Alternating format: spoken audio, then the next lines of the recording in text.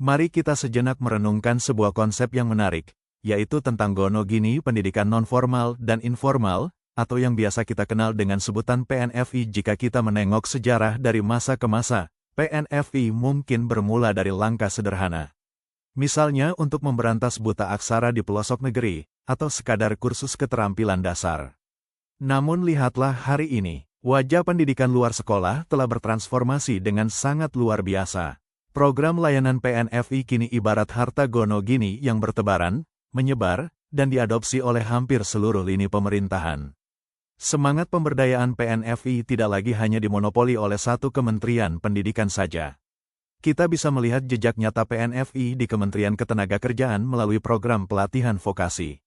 Kita melihatnya di Kementerian Desa melalui pemberdayaan masyarakat akar rumput.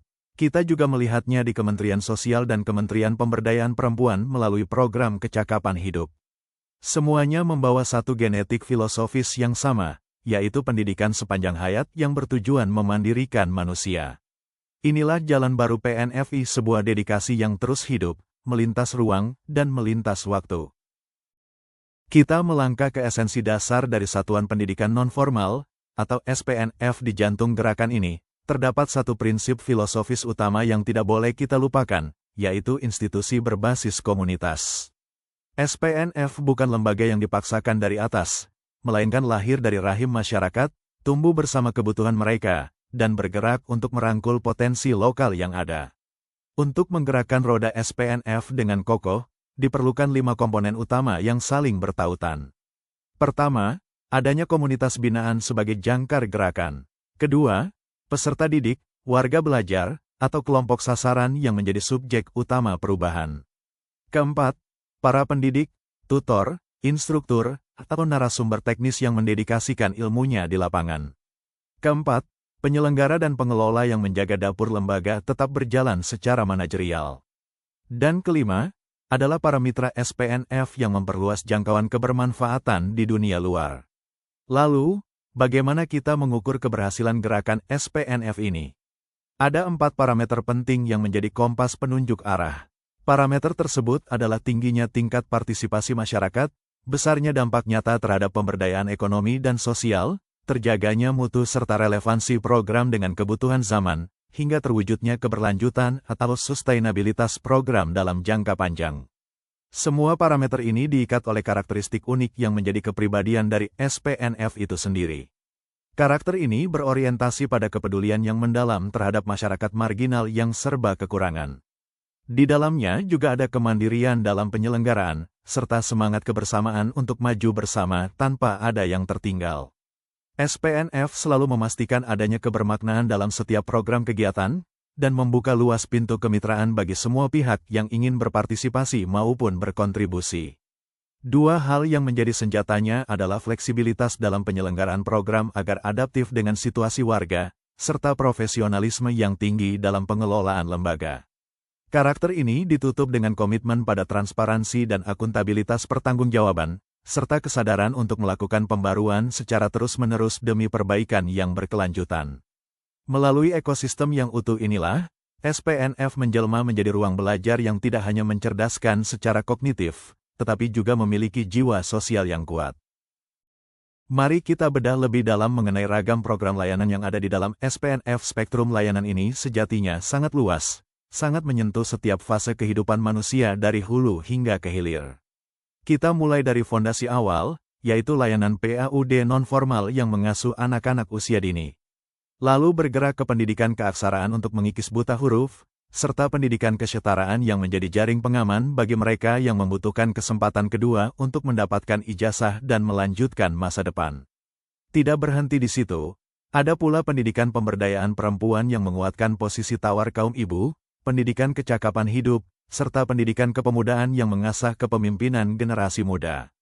Dan yang menjadi ujung tombak penggerak ekonomi adalah pendidikan keterampilan dan pelatihan kerja, berdampingan dengan berbagai jenis pendidikan nonformal lainnya yang terus tumbuh dinamis mengikuti kebutuhan real di tengah masyarakat. Namun, hal yang perlu kita beri catatan tebal di slide ini adalah sebuah realitas yang luar biasa. Seluruh program layanan mulia ini, sekarang tidak lagi mengelompok di satu atap Kementerian Pendidikan saja. Layanan SPNF kini telah berdiaspora dan tersebar secara masif ke berbagai kementerian dan lembaga di Indonesia. Saat kita bicara pelatihan kerja, programnya mengalir deras di Kementerian Ketenagakerjaan. Saat kita bicara pemberdayaan perempuan atau PAUD, jejak tindakannya nyata di Kementerian Sosial serta Kementerian Pemberdayaan Perempuan dan Perlindungan Anak. Begitu pula dengan program keterampilan, yang kini diorkestrasi bersama oleh Kementerian Desa, Kementerian Koperasi dan UKM, hingga Kementerian Perindustrian. Ini adalah bukti sah bahwa program layanan SPNF bukan lagi sekadar program alternatif, melainkan urat nadi pembangunan manusia yang menyusup ke seluruh sektor strategis pemerintahan di Indonesia.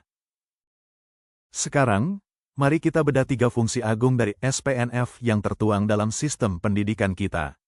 Fungsi ini menempatkan pendidikan luar sekolah bukan di bawah bayang-bayang sekolah formal, melainkan sebagai mitra yang sejajar.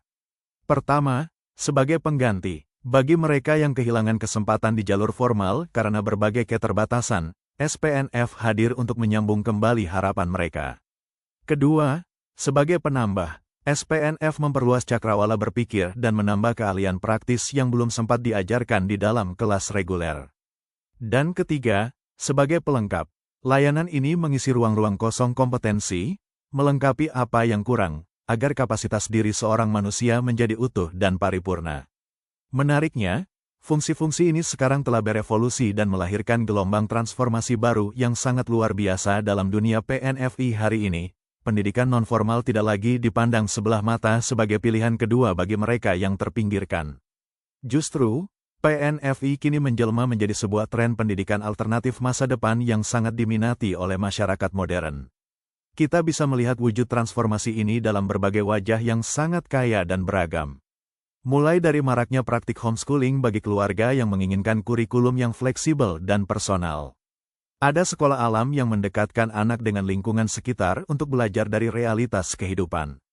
Ada pula lembaga keagamaan yang mengakar kuat pada nilai-nilai moral serta spiritual, seperti TPQ, sistem mulazomah, hingga kutab. Tidak ketinggalan, pendekatan metode global seperti Montessori yang berfokus pada kemandirian anak sejak usia dini, juga tumbuh subur di jalur ini. Semua fenomena ini membuktikan satu hal yang pasti. PNFI adalah wadah yang sangat lentur, sangat adaptif, dan selalu mampu mentransformasikan dirinya untuk menjawab tuntutan zaman, tanpa pernah kehilangan jati dirinya sebagai jembatan kemanusiaan. Mari kita pahami arsitektur besar sistem pendidikan nasional kita yang berdiri kokoh di atas 3 pilar utama. Jalur pertama adalah pendidikan formal. Ini adalah jalur yang paling umum kita kenal sehari-hari, mulai dari sekolah dasar hingga universitas, dengan struktur yang baku, kurikulum yang kaku, dan jenjang yang sangat ketat. Pilar kedua adalah pendidikan non-formal. Jalur ini merupakan ruang belajar yang lebih dinamis dan fleksibel bagi masyarakat. Satu hal yang perlu saya garis bawahi di sini adalah, pendidikan non-formal dapat dilakukan secara terstruktur dan berjenjang. Artinya, meski tidak sekaku jalur sekolah, ada tahapan dan standar kompetensi yang harus dilewati oleh setiap peserta didik. Dan pilar ketiga adalah pendidikan informal. Sebuah proses belajar sepanjang hayat yang berlangsung secara alami melalui pengalaman sehari-hari di dalam keluarga maupun interaksi dengan lingkungan sekitar. Jika Anda memperhatikan diagram di hadapan Anda, ada sebuah titik temu atau irisan yang sangat istimewa. Di dalam semesta PNFI yang sangat luas, pendidikan kesetaraan adalah satu-satunya program layanan yang memiliki karakteristik terstruktur dan berjenjang. Ia menempati posisi unik di tengah-tengah, sebagai jembatan yang mempertemukan fleksibilitas sistem nonformal dengan standar capaian akademik yang diakui setara dengan jalur formal. Melalui pendidikan kesetaraan inilah, negara memastikan bahwa meski jalan belajar yang ditempuh masyarakat berbeda-beda, kualitas hasil akhir dan pengakuan masa depan mereka tetaplah sama. Mari kita arahkan pandangan kita pada kontribusi strategis PNFI dalam mendongkrak Indeks Pembangunan Manusia, atau IPM negeri ini. Karena ragam layanan SPNF sangat luas, maka otomatis wilayah sasarannya pun menjadi sangat masif. SPNF tidak hanya menyentuh satu sektor, melainkan mampu mengintervensi 3 dimensi utama penyusun IPM secara sekaligus. Dimensi pertama adalah pendidikan. Melalui program pendidikan kesetaraan seperti paket A, paket B, dan paket C, SPNF secara langsung menaikkan angka rata-rata lama sekolah dan harapan lama sekolah bagi masyarakat yang sebelumnya terputus dari jalur formal. Dimensi kedua adalah kesehatan. Lewat layanan PAUD non-formal dan program edukasi pengasuhan orang tua, SPNF menjadi garda terdepan dalam memberikan pemahaman tentang pemenuhan gizi, pencegahan stunting, serta pola hidup bersih dan sehat langsung di tingkat keluarga. Dan dimensi ketiga adalah ekonomi. Berbagai program berbasis pemberdayaan masyarakat, kursus keterampilan, serta pelatihan kerja yang disediakan oleh SPNF, terbukti mampu melahirkan wirausahawan baru dan tenaga kerja siap pakai, yang pada akhirnya mendongkrak daya beli serta pendapatan ekonomi masyarakat. Untuk memaksimalkan potensi raksasa ini, SPNF tentu tidak bisa berjalan sendirian. Dibutuhkan jaringan kemitraan yang kuat dengan berbagai kementerian dan lembaga potensial sebagai penyokongnya. Di sektor dimensi pendidikan, mitra utamanya adalah Kementerian Pendidikan serta Kementerian Agama. Di sektor dimensi kesehatan, sinergi dapat dibangun bersama Kementerian Kesehatan serta BKKBN untuk penguatan ketahanan keluarga. Sementara di sektor dimensi ekonomi, SPNF memiliki mitra strategis yang sangat luas, mulai dari Kementerian Ketenagakerjaan, Kementerian Koperasi dan UKM, Kementerian Perindustrian, hingga Kementerian Desa. Melalui orkestra kemitraan semesta inilah, PNFI membuktikan dirinya bukan lagi sekadar urusan belajar mengajar, melainkan sebuah instrumen investasi sosial yang paling ampuh untuk membangun manusia Indonesia yang seutuhnya. Sebagai penutup, mari kita satukan barisan dan menyadari sebuah kebenaran fundamental. SPNF hanya akan benar-benar berdaya apabila ia kembali ke hitahnya, yaitu sebagai institusi yang berakar dan berbasis penuh pada komunitas. Ketika SPNF bergerak bersama masyarakat, ia bukan lagi sekadar lembaga kursus atau tempat belajar kesetaraan. Ia menjelma menjadi sebuah gerakan sosial yang memiliki jiwa. Keunggulan terbesar SPNF terletak pada kelenturannya yang luar biasa untuk mendobrak sekat-sekat sektoral yang selama ini kaku. Kita harus jujur mengakui bahwa masalah kemanusiaan dan kemiskinan di lapangan tidak pernah berdiri sendiri. Masalah di akar rumput tidak bisa dikotak-kotakkan oleh sekat ego birokrasi. Dan disinilah SPNF hadir sebagai jawaban. SPNF mampu merajut dimensi pendidikan, dimensi kesehatan, hingga dimensi ekonomi ke dalam satu wadah intervensi yang utuh dan harmonis. Melalui SPNF, kita tidak hanya menaikkan angka literasi dan rata-rata lama sekolah. Tetapi di saat yang sama, kita juga sedang memperbaiki kualitas gizi keluarga, meningkatkan derajat kesehatan, dan membuka jalan lebar bagi kemandirian finansial warga belajar.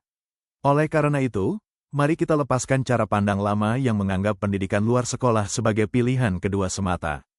PNFI melalui SPNF adalah arsitek masa depan yang sesungguhnya. Ketika potensi komunitas dipadukan dengan pengelolaan yang profesional, sekat sektoral akan runtuh, dan tiga dimensi IPM akan melompat naik secara bersamaan. Mari kita melangkah bersama, menjangkau yang tak terjangkau, dan memandirikan yang tak terlayani. Demi kemajuan manusia Indonesia yang seutuhnya. Terima kasih.